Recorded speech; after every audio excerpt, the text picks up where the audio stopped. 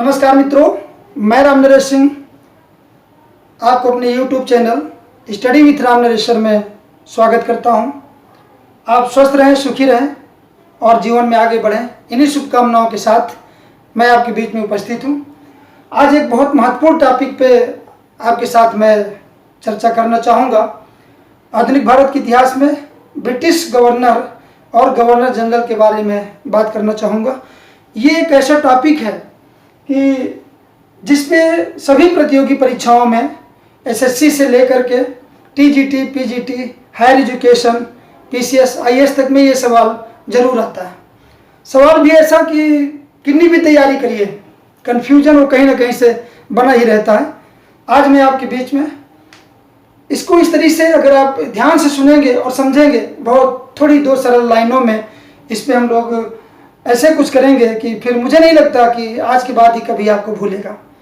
और एक बार मेरे साथ साथ आप ध्यान से इसको सुनते चलिए, समझते चलिए और एक बार उसको घर में दोबारा उसको अच्छे से कर लीजिएगा, तो फिर मुझे नहीं लगता कि कभी नहीं भूलेगा। कहने की अलग बात है, वो आप करके देखेंगे, स्वयं मालूम होगा कि वो भुलाए नहीं भूलता। चलिए, सबसे पहले हम लोग बंगाल में कुछ गवर्नर हैं, उनके विषय में सामान्य चर्चा करने के बाद गवर्नर जनरल के बारे में पूरा बात करते हैं। रॉबर्ट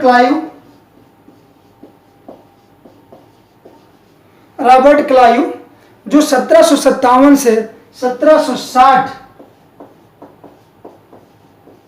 ईस्वी में ये बंगाल का गवर्नर ईस्ट इंडिया कंपनी द्वारा नियुक्त किया जाता है।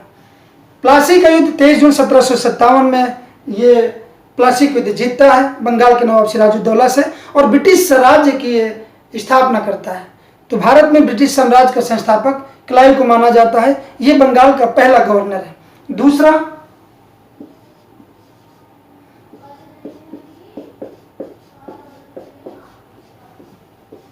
वेनस्टार्ट 1760 से 1765 के बीच में है, लेकिन इसके बीच में आपको क्रम जानने के लिए एक बीच में आता है हालवेल, ये कार्यवाहक गवर्नर के रूप में आता है और उसके बाद फिर वेनस्टार्ट आता है। इसके समय की जो महत्वपूर्ण घटना है वो बक्सर का युद्ध है। बक्सर का युद्ध 1764 ईस्वी में हुआ, आप इससे परिचित हैं। इसके बाद क्लाइव पुनः 1765 ईस्वी में आता है और देखिए ना, दोबारा आने का मतलब यही था कि ब्रिटिश राज को और मजबूत किया जाए। आने के बाद इलाहाबाद की संधि करता है। जैसा कि आप जानते हैं 1765 ईस्वी में मीर कासिम, अवध के नवाब शुजाउद्दौला और मुगल सम्राट शाह आलम द्वितीय के बीच में ये इलाहाबाद की संधि करता है और इसी के तहत द्वैध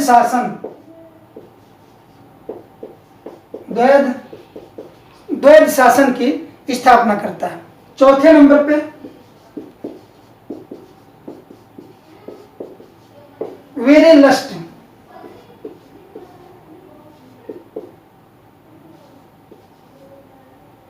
क्लाइव 1765 से 1767 और ये 1767 से 1769 ईस्वी तक वेरेलस्ट आता है। इसके समय की जो महत्वपूर्ण स्थिति है वो प्रथम आंग्ल मैसूर युद्ध होता है। प्रथम आंग्ल मैसूर युद्ध, हैदर अली, जिसमें मद्रास की संधि हो जाती है। तो ये इस पे और द्वैध शासन में ये पूरी तरह से गवर्नर बना रहता है। अंतिम जो है फिर 5वें नंबर पे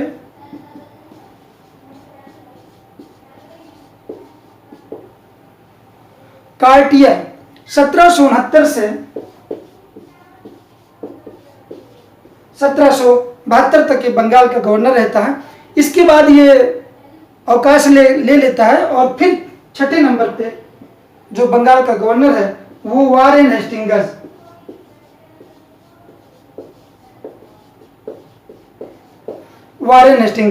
ये आता है।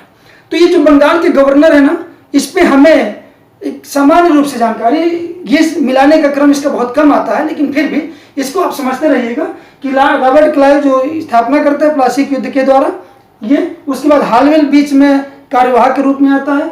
उसके बाद वेनस्टार्ट है, पुनः क्लाइव आता है, इलाहाबाद की संधि करता है, ये पूछा जाता है।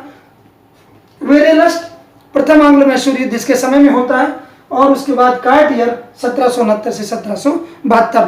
फिर प्रमुख रूप से वारेन हेस्टिंग्स आता है, जो वाकई में ब्रिटिश राज्य का वास्तविक संस्थापक माना जाता है। अब हम लोग इस पे गवर्नर जनरल है उनको बहुत ही सरल तरीके से समझने का प्रयास करेंगे।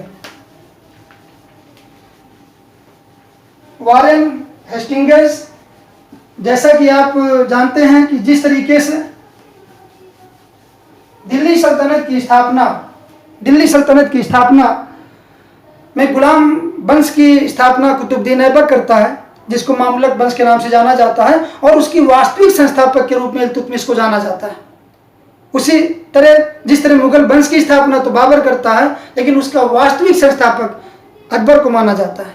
उसी तरह अगर आप देखें तो ब्रिटिश राज का संस्थापक क्लाइव तो है, लेकिन उसका वास्तविक संस्थापक का श्रेय वारेन हेस्टिंग्स को दिया जा सकता है। तो मैं वारेन हेस्टिंग्स से लेकर के जो भी बंगाल का पहला गवर्नर, उसके बाद बंगाल का गवर्नर जनरल, और उसके साथ साथ फिर लॉर्ड कैनिंग तक की कंडीशन जाती है, क्रम जाता है, उस पे हम लोग 2 लाइन का सूत्र है, उस सूत्र में फिर आपको ये कभी नहीं भूलेगा, ऐसा मुझे विश्वास है।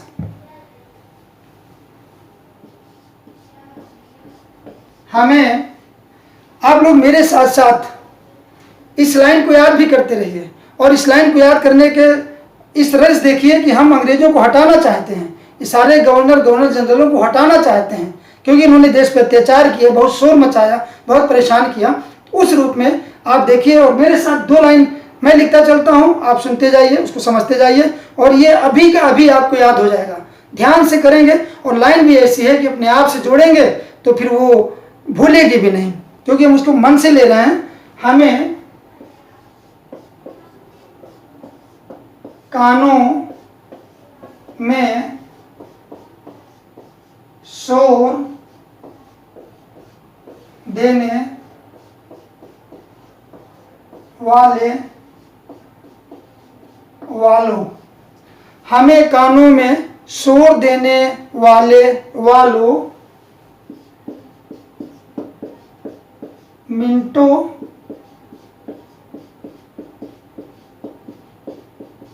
हेस्टिंग्स हट, हमें कानों में शोर देने वालों मिंटो हेस्टिंग्स हट। आखिर हम उनको हटाना चाहते हैं, हटाने की बात कर रहे हैं, तो कोई बात तो होगी, क्यों हम उनको कह रहे हैं कि हटिए, उस पे ये बात आती है बिकॉज, यानी क्योंकि, साइलेंट, क्योंकि टिंग मैट नामक एक एलियन जानते हैं ना, कहते किसी दूसरे ग्रह का प्राणी हो।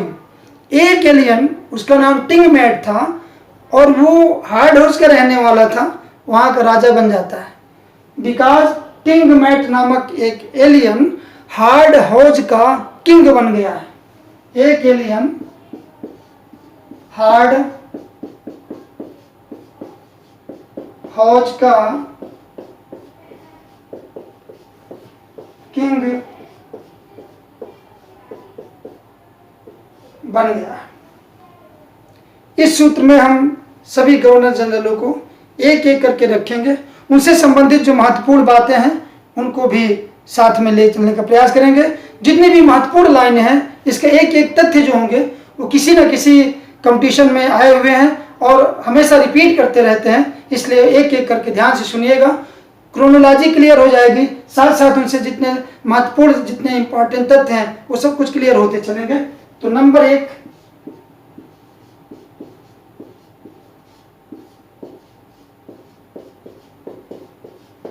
वारेन हेस्टिंग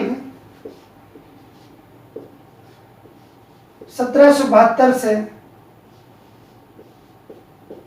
1785 ईस्वी। वारेन हेस्टिंग्स 1772 से 1785 ईस्वी। इसका जो मेन काम था लगान के विषय में, इसने पंचशाला व्यवस्था की स्थापना किया। 1773 का रेगुलेटिंग एक्ट इसी के समय में पास होता है और वो 1774 में लागू होता है। इसी के तहत ये बंगाल का प्रथम गवर्नर जनरल भी बन जाता है। तो ये प्रथम गवर्नर जनरल रेगुलेटिंग एक्ट के तहत 1773 ईस्वी में। इसी के समय में 1773 ईस्वी में कलकत्ता में एक सुप्रीम कोर्ट की स्थापना की जाती है।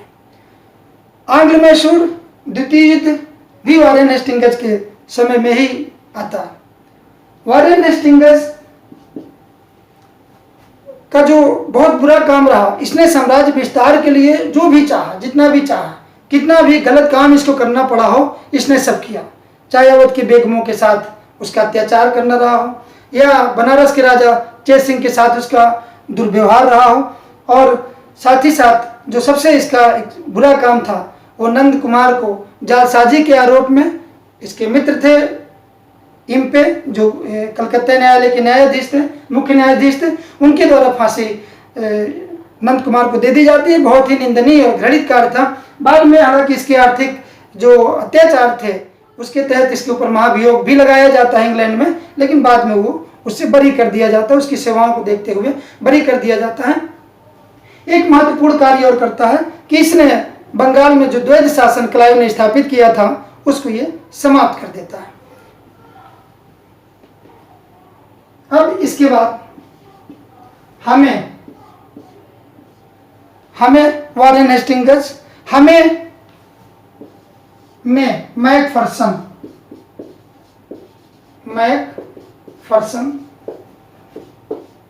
1785 से 86, 1785 से 86 मैकफर्सन बीच में आता है, एक साल के लिए, कोई महत्वपूर्ण कार्य नहीं है। तीसरा,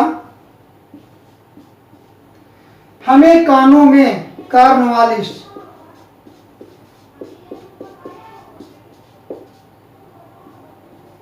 एक बार देखते चलेंगे, याद हो जाएगा।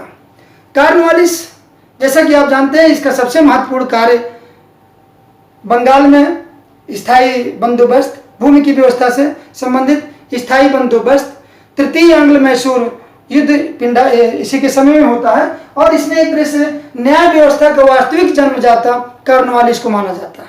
न्याय व्यवस्था का वास्तविक जन्मदाता कार्नवालिस को माना जाता है। कार्नवालिस कोड उसकी संहिता के नाम से भी उसको जाना जाता है, जिसके तहत उसने ऐसा काम किया।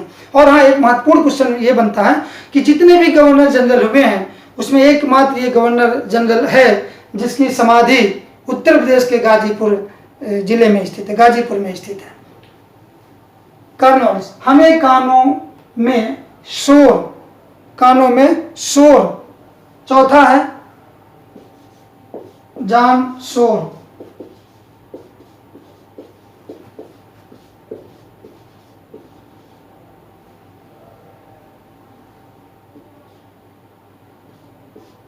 (1786 से 93), और सर जॉन शोर 1793 से 98। 1793 से 98 सर जॉन शोर का काम आता है। इसमें जो महत्वपूर्ण काम है, इसने अहस्तक्षेप की नीति अपनाई।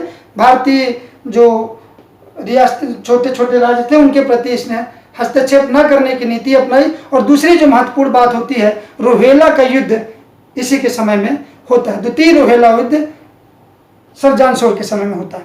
तो हमें कानों में शोर देने वाले सर जॉन शोर के बाद जो महत्वपूर्ण आते हैं वो है वेले जली। देखिए, एक ही लाइन में जब आप इसको 2 बार देखते जाएंगे उसके महत्वपूर्ण क्वेश्चन आपको अपने आप क्लियर होते जाएंगे। लॉर्ड वेले जली,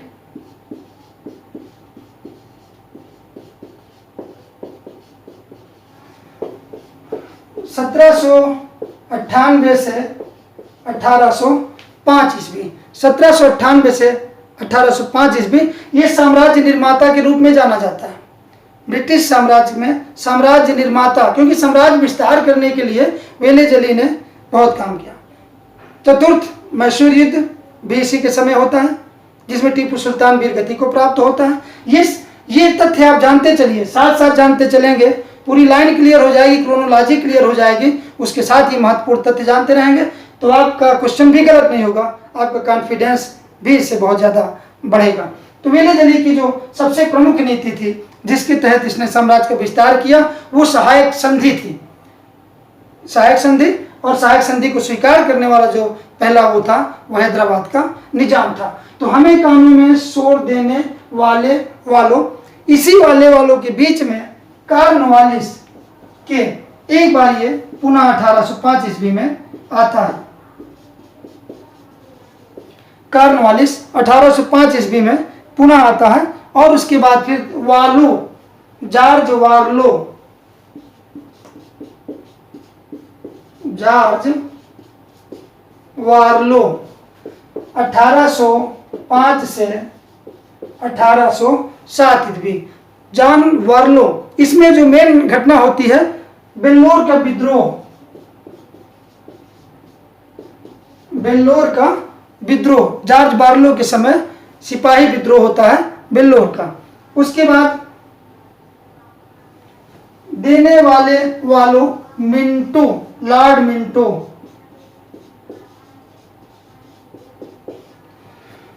मिंटो हेस्टिंग्स की बात हो रही ना, लॉर्ड मिंटो। इसके समय जो महत्वपूर्ण बातें आती हैं लॉर्ड मिंटो में, कहते हैं कि ये राजदूतों के माध्यम से काम चलाने में, दूतों के द्वारा काम निकालने में बहुत माहिर था।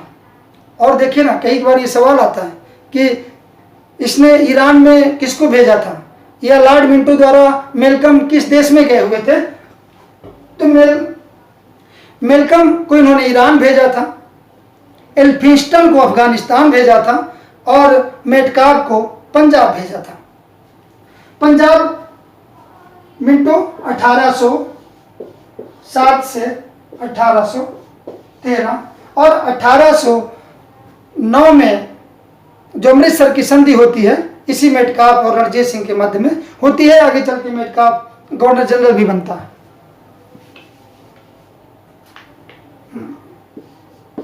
हार्ड हौज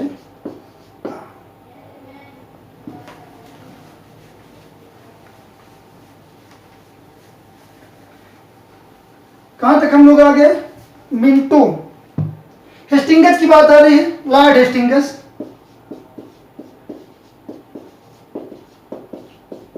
लॉर्ड हेस्टिंगस, इसका जो समय 1813 से 23 है, साथ साथ इसको देखते चलिएगा। हार्डिंग्स के समय की जो महत्वपूर्ण घटना है वो नेपाल में 1816, नेपाल में गोरखाओं की शक्ति इसके समय सबसे महत्वपूर्ण थी, उसमें भी अमर सिंह राजा थे। तो उसके बीच में 1816 ईस्वी में सुगौली की संधि होती है। 1816 में सुगौली की संधि, और साथ ही साथ ये पूना की संधि भी होती है। पूना की संधि मराठों के बीच, पूना की संधि। और इसने जो लॉर्ड हेस्टिंगस का जो मेन काम है, इसने पिंडारियों का दमन किया था। पिंडारियों का इसने दमन किया था लॉर्ड हेस्टिंगस ने। फिर हट Amherst, Lord Amherst 1823 से 1828 ईस्वी। क्लियर हो रहा है ना? मिंटो हेस्टिंगस, हट, लॉर्ड एम हर्स्ट। इसके समय में क्या हुआ था? प्रथम बर्मा युद्ध हुआ था और 1824 ईस्वी में बैरकपुर छावनी में विद्रोह हुआ था। साथ ही साथ लॉर्ड एमहर्स्ट के बारे में एक बात और भी है कि ये पहला गवर्नर जनरल था। लॉर्ड एमहर्स्ट पहला गवर्नर जनरल था जो मुगल बादशाह अकबर द्वितीय से बराबरी के स्तर से मिला हुआ था।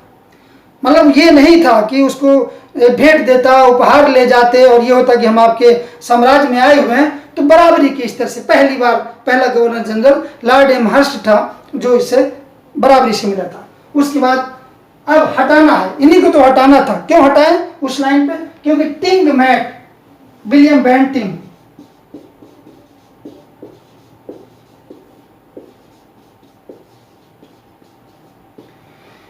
लॉर्ड विलियम बेंटिंग भारत का प्रथम सुधारक माना जाता है।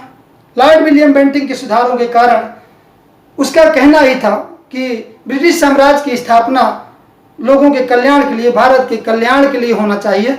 अगर ये उसकी सोच थी तो उसी सोच के आधार पे उसने ढेर सारे काम किए।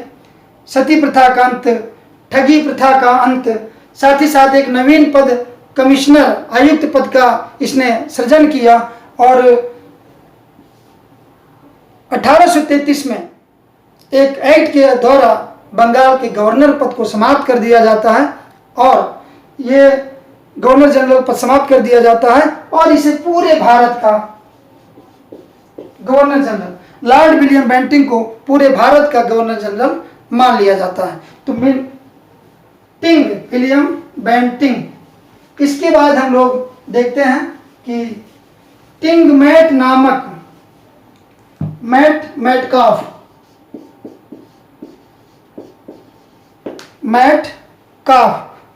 का समय 1835 से 36।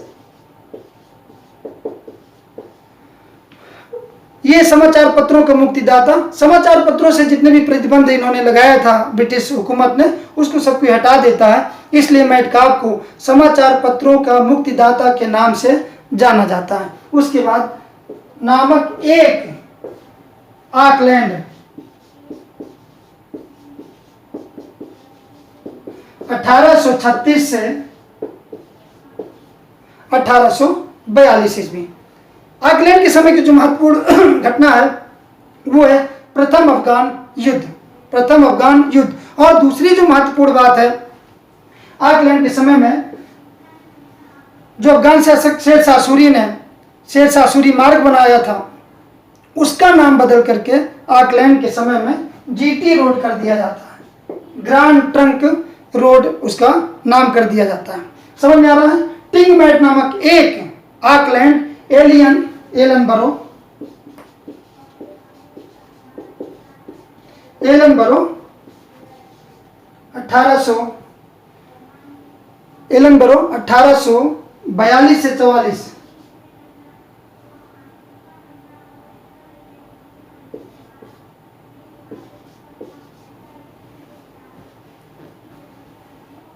से 44। एलनबरो के समय की जो महत्वपूर्ण घटना है, सिंध का मिलाया जाना, और जो और एक सामाजिक सुधार की जो एलनबरो में बात आती है वो 1843 में दास प्रथा का अंत एलनबरो के समय में होता है और सिंध को मिलाया जाना होता है। तो 1842 से 44 तक इसका रहता है। एक एलियन नामक एक एलियन हार्ड हाउज ना, यहाँ पे आया था, हार्ड हाउज का किंग बन गया। हार्डिंग्स 1844 से 48 ईस्वी। 1844 से 48 ईस्वी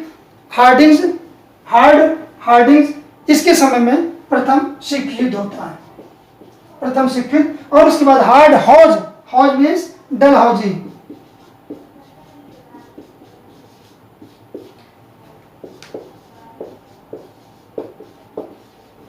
1848 से 1856 ईस्वी। डलहौजी को आधुनिक भारत के निर्माता के रूप में भी जाना जाता है, क्योंकि इसने कुछ सुधारात्मक कार्य भी बहुत किए थे और ब्रिटिश साम्राज्य का अधिकतम विस्तार किया था। जैसे कि सुधारों में रेल विभाग की स्थापना इसी के समय में होती है, तार विभाग की स्थापना, डाक की स्थापना, पीडब्ल्यूडी डिपार्टमेंट की स्थापना, ये सब डलहौजी ढेर सारे सुधार करता है। सेना के कार्यालय को शिमला ले जाना इधर, और ढेर सारे कार्य। लेकिन इसके जो साम्राज्य विस्तार के काम थे, व्यक्तिगत के सिद्धांत थे, जो राज हड़पने की नीति थी, वो किसी ना किसी रूप में डलहौजी काम करता था। उसे अपने हित अहित अनुचित का कोई ध्यान नहीं रखता था कि कैसे कर रहा हूं। अवध का मिलाया जाना, गोद प्रथा के आधार पे झांसी, सतारा, नागपुर, झांसी, साथ साथ संबलपुर, और उसके साथ में अवध को, जो सबसे अनैतिक कार्य था, अवध को कुशासन के आधार पे इसने ब्रिटिश साम्राज्य में मिला दिया था। वो भी आउटरम की रिपोर्ट, जो इसके मेन ऑफिसर थे, आउटरम की रिपोर्ट के आधार पे इसने अवध को अपने ऊपर मिला लिया था। और इसने एक बहाना ये किया था कि ये यहाँ पे शासन ठीक से चल नहीं रहा है, इसलिए हम इसको सुधार करने के लिए उसको अपने राज्य में मिला रहे हैं। ये तो उसी तरह की बात हुई ना, कि जिस तरह एक बड़ी छोटी सी कहानी याद आती है ना, सामान्य सी बात है कि कुछ भी हो हमें मिलाना है, शक्ति में मजबूत था, जो कहना बहाना देना है। एक प्रकृति की छोटी सी एग्जाम्पल जब समझने के लिए, एक नदी में एक शेर था, बकरी पानी पी रही थी, पानी जैसे बह रहा था तो शेर ऊपर पानी पी रहा था, बकरी नीचे पी रही थी। शेर बोलता है कि बकरी तू मेरा पानी जूठा कर रही है। बकरी ने कहा नहीं भैया राजा, आप तो ऊपर से पानी पी रहे हैं, पानी तो आपका मेरे पास आ रहा, जूठा जूठा पानी मैं पी रही हूँ। तो शेर कहता कि अच्छा, तो फिर पिछले महीने तुम्हारी माँ ने लगता है पानी जूठा किया था, और इस तरह से कह करके उसको खा जाता है। तो खाना ही है, उसे मिलाना ही था, साम्राज्य विस्तार के लिए आया था, इसलिए उसने एक गलत आरोप लगा करके कि यहाँ का शासन ठीक नहीं है और अवध को मिला लेता है। और कहते हैं 1857 के विद्रोह के कारणों में ये अवध का मिलाया जाना सबसे महत्वपूर्ण एक बहुत बड़ा कारण बन जाता है। इसके बाद अगला हार्ड हाउस का किंग बन गया है। हार्ड हाउस का king Lord Canning. Lord Canning 1856 से 62। लेकिन भारत का गवर्नर जनरल लॉर्ड कैनिंग 1856 में पद संभालता है। हाँ, डलहौजी के समय में विधवा पुनर्विवाह एक जो बहुत बड़ा काम हुआ, जिस तरीके से लॉर्ड विलियम बेंटिंग के समय में राजा राम मोहन राय के प्रयासों से सती प्रथा का अंत हुआ था, उसी तरीके से लॉर्ड डलहौजी के समय में ईश्वरचंद्र विद्यासागर जैसे महान पुरुष के प्रयासों से विधवा पुनर्विवाह अधिनियम पारित हुआ था 1856 में। लेकिन वो लागू हुआ था लॉर्ड कैनिंग के समय में, लेकिन ये डलहौजी की एक बहुत बड़ी सुधारात्मक देन है। उसके बाद लॉर्ड कैनिंग 1857 का विद्रोह हो जाता है इसी के समय में, और 1858 के अधिनियम से यहाँ कंपनी का राज्य समाप्त हो जाता है। गवर्नर जनरल का पद समाप्त कर दिया जाता है, और ये ब्रिटिश साम्राज्य के अधीन वायसराय नामक नया पद सृजित हो जाता है। तो भारत का अंतिम गवर्नर जनरल कंपनी के अधीन और फिर पहला वायसराय लॉर्ड कैनिंग बन जाता है। उसके बाद 1858 से 62 तक वायसराय के रूप में काम करता है। तो इस तरीके से हम देख रहे हैं कि चलिए इसको आप एक बार मेरे साथ इस कहानी को देख लेते हैं हम लोग कि पहले हमने क्या देखा था, दोहरा लेते हैं, रिवीजन कर लेते हैं। क्लाइव आया था, उसके बाद में सिटार्ट, बीच में हालवेल कार्यवाहक के रूप में आता है, उसके बाद फिर क्लाइव पुनः आता है, उसके बाद वेरे लस्ट आता है, फिर कार्टियर आता है, उसके बाद वारेन हेस्टिंग्स आता है। ये गवर्नर भी था और गवर्नर जनरल था। फिर सूत्र में है कि हमें कानों में शोर देने वालों मिंटो हेस्टिंग्स हट। ये तभी हमको याद रहेगा, ये रटना नहीं है, ये हमें अपने आप जोड़ना है। हम हटाना चाहते हैं अंग्रेजों को, तो हमें कानों में शोर देने वालों मिंटो हेस्टिंग्स हट, विकास, क्योंकि टिंगमैट नामक एक एलियन तो जानते हो कितना पावरफुल, कहते दूसरे ग्रह का होगा कोई, क्योंकि टिंगमैट नामक एक एलियन हार्ड हाउस का किंग बन गया है और वो हमें सपोर्ट करता है, वो हमारा समर्थक है। इसलिए तुम्हें सबको क्या होगा, हटना पड़ेगा। और इस तरीके से सारे गवर्नर जनरल का क्रम याद आ जाता है। और इसमें हम लोग एक प्रमुख रूप से ये देख रहे हैं कि बंगाल का प्रथम गवर्नर, जो क्वेश्चन पूछा जाता है जहां कंफ्यूजन रहता है, तो बंगाल का प्रथम गवर्नर क्लाइव, बंगाल का अंतिम गवर्नर वारेन हेस्टिंग्स, बंगाल का प्रथम governor general Warren Hastings, Bengal का अंतिम governor general Lord William Bentinck, Bharat का प्रथम governor general Lord William Bentinck, Bharat का अंतिम गवर्नर जनरल लॉर्ड कैनिंग। और उसके बाद जब भारत माउंटबेटन योजना के तहत भारत को आज़ादी मिल जाती है, तो उसके बाद गवर्नर जनरल का पद पुनः बना दिया जाता है। तो उस रूप में देखेंगे तो भारत के अंतिम वायसराय लॉर्ड माउंटबेटन बनते हैं।